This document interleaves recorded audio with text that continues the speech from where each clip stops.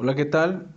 Buenas tardes, espero que se encuentren muy bien. Bueno, pues este ya es el último tema del semestre. Es mutaciones, ingeniería genética y biotecnología será el tema del día de hoy.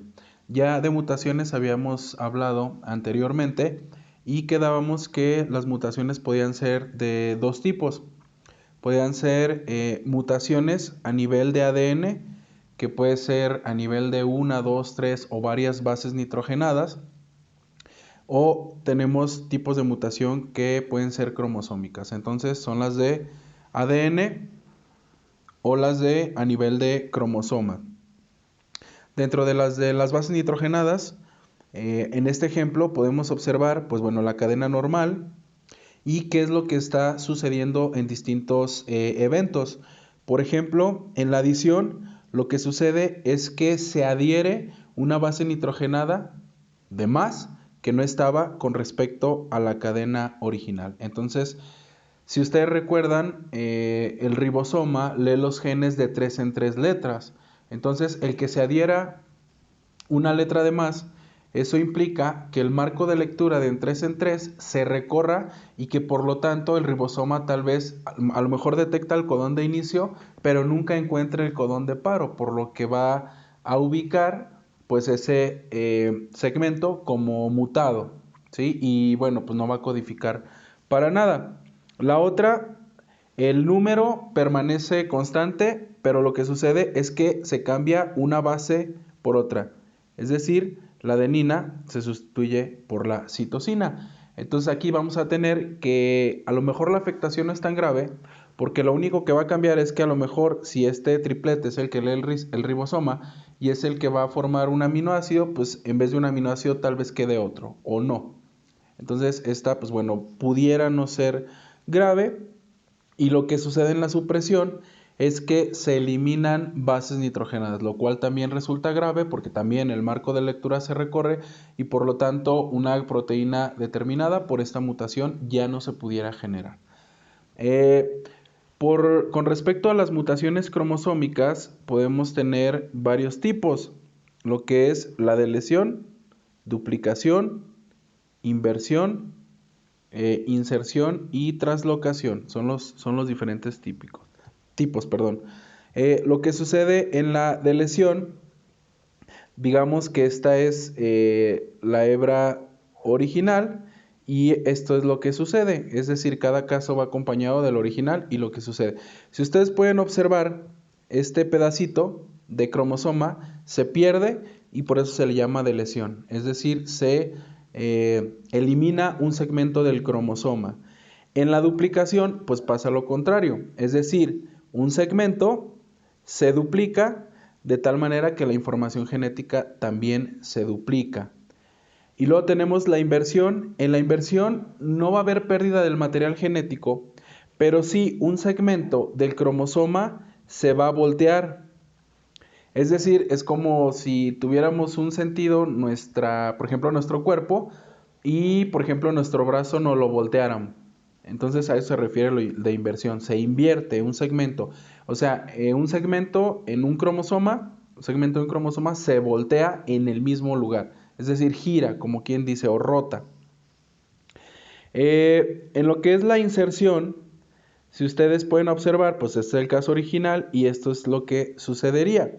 Aquí lo que pasa es que un segmento de un cromosoma se adhiere a otro cromosoma. Generalmente pues es un cromosoma homólogo, es decir, con su par se le inserta otro, que es lo que ocurriría normalmente. Pero si pueden observar aquí, el cromosoma 4 se le invierte un segmento al cromosoma 20. Y aquí tenemos el resultado, el cromosoma 20 con un inserto del cromosoma 4. A eso se le llama inserción.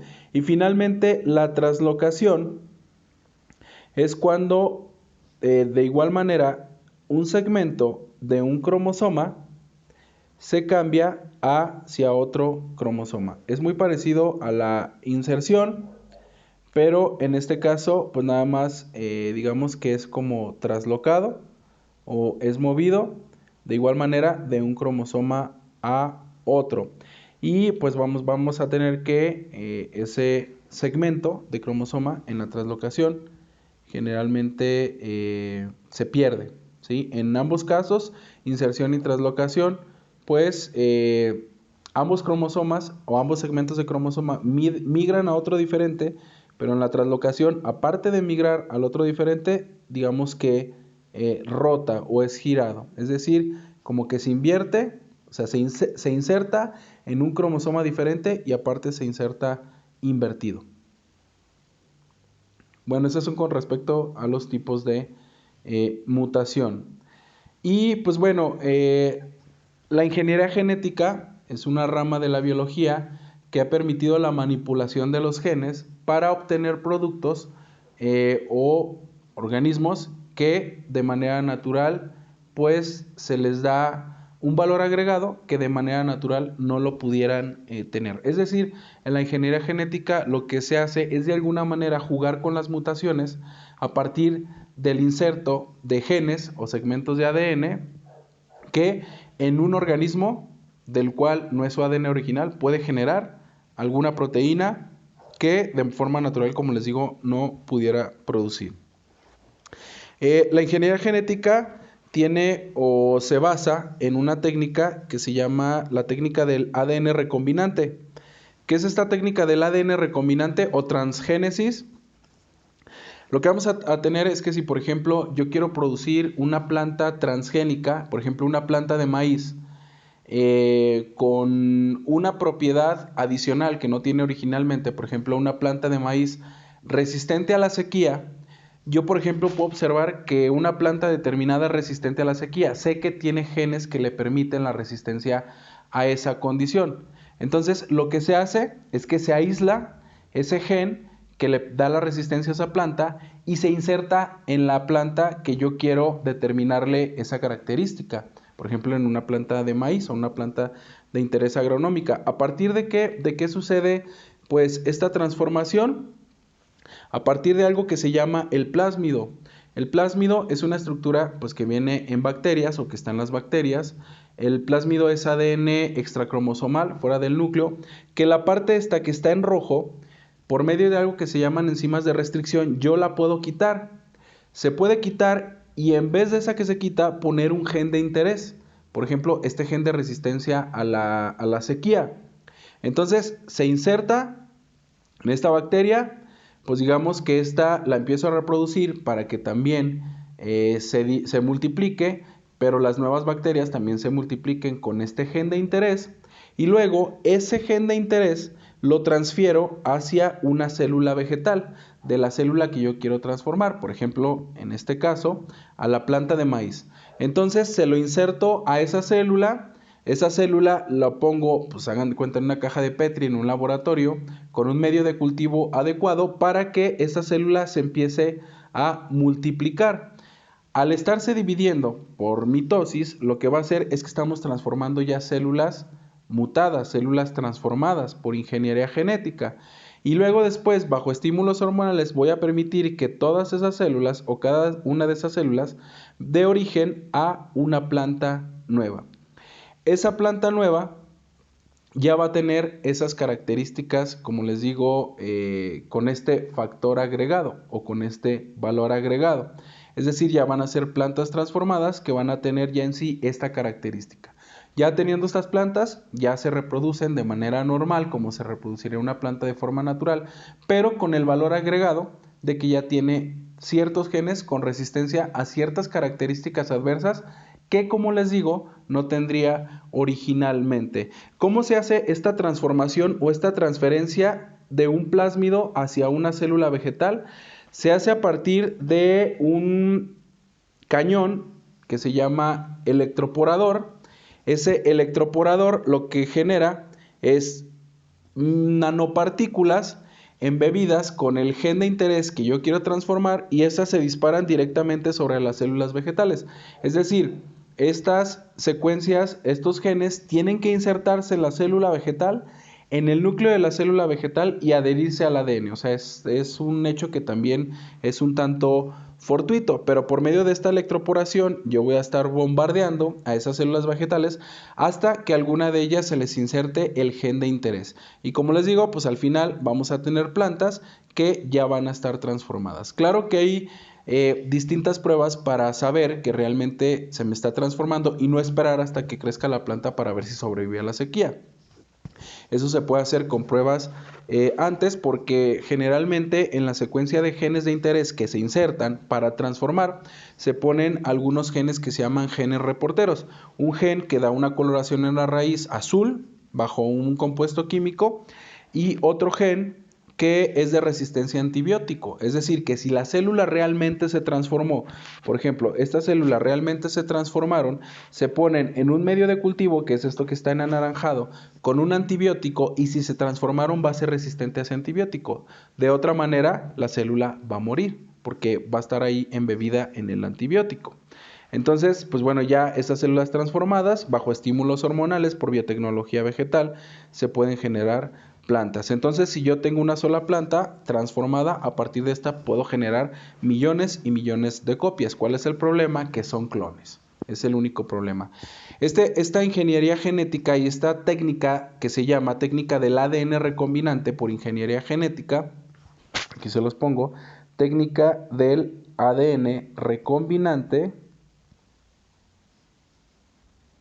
Esta técnica del ADN recombinante ya tiene múltiples aplicaciones. Por ejemplo, la insulina que se utiliza en pacientes con diabetes, si ustedes por ahí han tenido la curiosidad de ver digamos, una caja donde viene la insulina, alguna dice insulina isófana recombinante. Esta insulina isófana recombinante lo único que quiere decir es que es una insulina humana producida en bacterias. ¿Qué es lo que se hace? De una bacteria, de igual manera, el plásmido se le quita este segmento con enzimas de restricción, se le inserta el gen que produce la insulina en humanos, y lo que voy a hacer es que voy a dejar que esa bacteria se empiece a reproducir. Como ya trae insertado el gen de interés, lo que va a hacer esa bacteria es que va a empezar a producir insulina.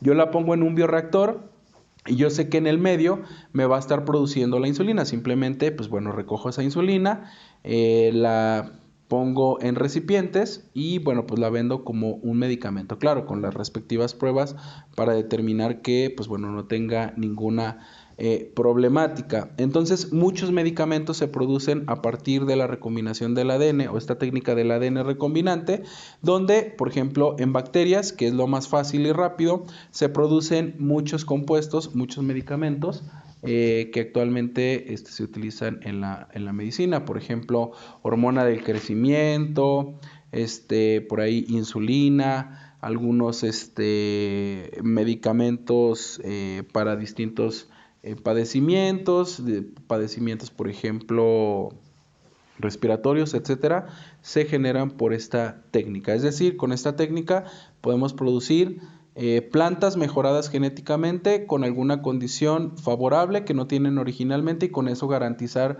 el éxito del cultivo, o se pueden producir medicamentos y algunas otras aplicaciones más que ahorita vamos a ver a continuación. Para esto, pues bueno, también la ingeniería genética se apoya, o más bien dicho, la biotecnología se apoya en la ingeniería genética, porque ya al producir plantas mejoradas genéticamente, pues estamos haciendo biotecnología. Bueno, esta biotecnología, ¿qué es? ¿O qué es la biotecnología? También es una rama de la biología que estudia o aplica o busca la aplicabilidad de procesos industriales que utilizan organismos vivos, por ejemplo, plantas, animales, microorganismos, entiéndase por estas bacterias, hongos, etcétera, en los cuales buscan la obtención o se busca la obtención de un metabolito a partir de estos organismos que se usan como biofábricas. Es decir, por ejemplo, algo muy que se ha utilizado desde siempre es, por ejemplo, la leche de vaca. Lo que hacemos nosotros es que, bueno, se ordeña una vaca para obtener este producto e incluso sus derivados, y lo que estamos haciendo es utilizando a la vaca como una biofábrica. Entonces ahí estamos haciendo biotecnología, ¿sí? Ya que de la leche obtenemos muchos derivados, quesos, no sé, y bueno, pues a eso le vamos a llamar biotecnología. Pueden ir desde procesos muy sencillos hasta procesos muy elaborados, como el que acabamos de ver, de producir una planta que genere mejor rendimiento con respecto a un fruto, con respecto a un cereal, etcétera. Por ejemplo, también se están produciendo jitomates modificados genéticamente que produzcan más licopeno. ¿Qué es el licopeno? Pues es el pigmento que le da el color rojo al jitomate. ¿Por qué se busca que produzca más licopeno por ingeniería genética y biotecnología? Porque este producto o este caroteno tiene propiedades anticancerígenas y antidiabéticas. Entonces se busca este tipo de aplicaciones. Entonces, en resumen, la biotecnología es utilizar organismos vivos como fábricas para obtener un metabolito que sea de beneficio, pues, para la humanidad.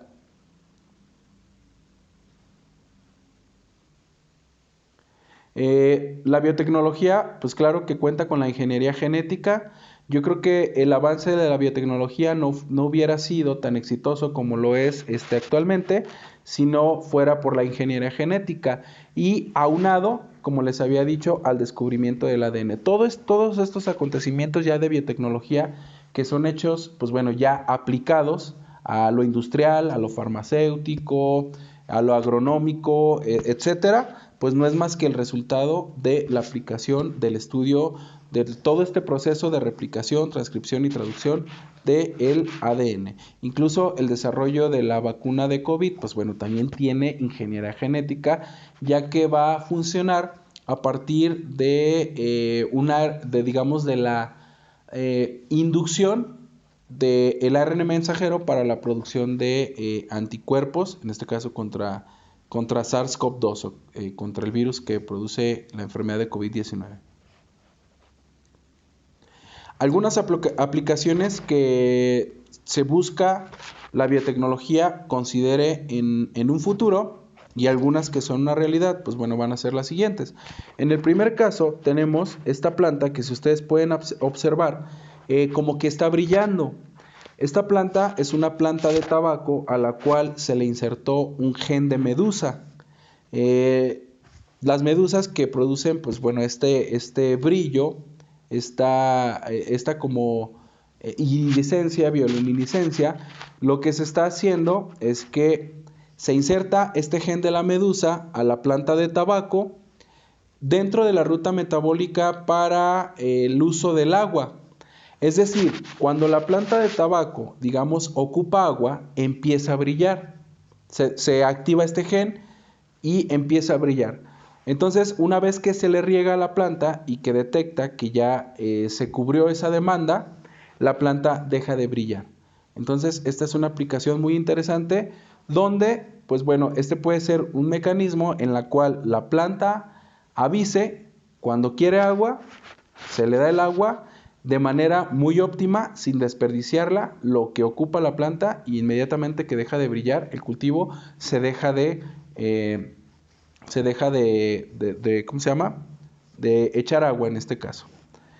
Otra aplicación es esta segunda fotografía, que esta ya es una aplicación más hacia el futuro, basándonos en este principio de bioluminiscencia. Es decir, hay muchos organismos que brillan en la oscuridad. Por ejemplo, uno de ellos es la luciérnaga. La luciérnaga tiene un compuesto que se llama luciferina, y esta luciferina, al entrar en contacto con el oxígeno, se oxida y brilla o genera este brillo o este destello de luz. A esto se le llama bioluminiscencia. Una aplicación que se tiene al futuro es hacer alumbrado público con plantas, digamos, transformadas genéticamente, en las cuales se les va a insertar un gen de un organismo que produzca bioluminiscencia. Por ahí se va a manipular las rutas metabólicas para que durante la noche o cuando ya no detecte sol la planta empiece a brillar. Aquí, pues bueno, yo creo que va a estar relacionado con la ruta o con el metabolismo de la fotosíntesis de la planta, donde inmediatamente cuando ya no se detecte luz, la planta empiece a brillar y esta bioluminiscencia genere, pues bueno, luz, y si está, por ejemplo, en una calle, que genere un alumbrado público. Aquí, pues digamos que se matan dos pájaros de un tiro. El primero, un alumbrado público natural, y el segundo, pues el árbol no va a perder los servicios ecológicos que da cualquier árbol normalmente: producción de oxígeno, captación de CO2, regulación de la temperatura, etcétera. Entonces, esto es algo muy ambicioso que se pretende, pues, en un futuro se logre. La siguiente, pues bueno, es la micropropagación in vitro, que es una técnica en la cual ustedes en un cultivo, en un laboratorio, un medio de cultivo, donde la planta tiene todos los nutrientes, a partir de un segmento de una planta, ustedes pueden producir una planta completa. Las plantas, al igual que nosotros, tienen células madre, pero en este caso a las células madre se le llaman células totipotenciales. Esas células totipotenciales, bajo un estímulo hormonal, se pueden transformar en cualquier tejido de la planta. Y con ello, a partir de una sola célula, a partir de un tejido, una planta, una hoja, tallo, raíz, lo que ustedes gusten, bajo el estímulo hormonal en un laboratorio se pueden producir plantas completas. Y de esta manera, si yo tengo una planta en peligro de extinción, producir las que yo quiera. O si tengo una planta de interés agronómico, pues producir también todas las que yo quiera. El problema de esto es que todas las plantas, como surgen a partir de una planta madre o un tejido madre, pues todas son clones, todas son igualitas. ¿Cuál es el problema de los clones? Que si llega una enfermedad que ataque a una y la mate, va a matar a todas. La variabilidad genética es lo que permite, pues, que las especies perduren. Por ejemplo, en el caso de muchas enfermedades que se han presentado a lo largo de la historia de la humanidad, que han sido plagas, pandemias, hay personas que son resistentes a la enfermedad, así de manera natural. ¿Por qué? Pues por la variabilidad genética. Si llegara la peor enfermedad, la más mortal de toda la historia, siempre van a haber algunos cuantos que van a ser resistentes de forma natural a este hecho. Bueno, como les digo, pues bueno, esto se basa en la bioluminiscencia de algunos organismos, como esto que les acabo de explicar. Se puede basar en este principio, que son estos bioluminiscencia de los dinoflagelados, por ejemplo, de las luciérnagas, de algunos peces, etc. Y, por ejemplo, esta es una imagen de un gen reportero, en la cual, cuando ustedes transforman un conjunto de células, este color azul les está indicando que ese tejido sí fue transformado genéticamente mediante la técnica anterior, con éxito. Esos son lo que se llaman los genes reporteros. Algunas aplicaciones o algunos productos que se producen por ingeniería genética y biotecnología es, por ejemplo, como ya les comentaba, la insulina. La insulina es producida en bacterias, pero es insulina humana, por lo tanto no va a generar ningún tipo de alergia. Hormona del crecimiento. Aquí está lo que les comentaba: insulina isófana recombinante. Quiere decir que es una insulina humana producida en bacterias. Como el ADN es universal, pues aquí no importa en qué organismo se esté produciendo, porque a final de cuentas son segmentos que se reconocen, que se pueden insertar, y bueno, no discrimina en dónde esté alejado una vez que se inserte. Muchos antibióticos también son producidos por esta técnica de biotecnología y del ADN recombinante. Y, por ejemplo, el futuro es hacer vacunas en frutos, es decir, transformar frutos para desarrollar vacunas, y que los niños, en vez de que vayan a ponerles una inyección, pues se coman una fruta y con ello queden inmunizados, porque la fruta ya va a traer la vacuna.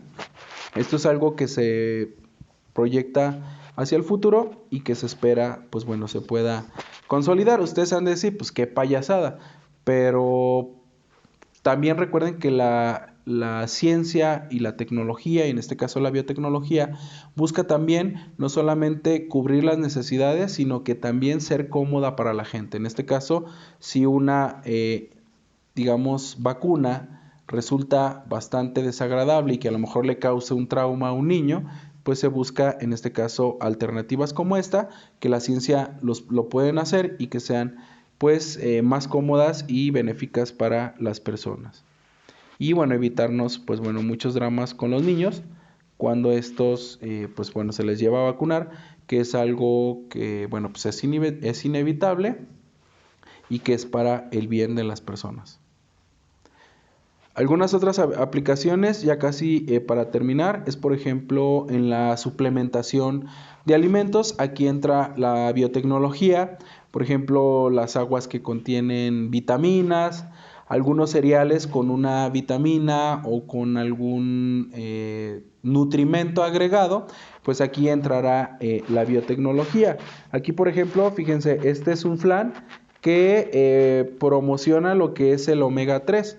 Como ya sabemos, son de las grasas que requerimos y que son importantes, insaturadas para nuestra nutrición.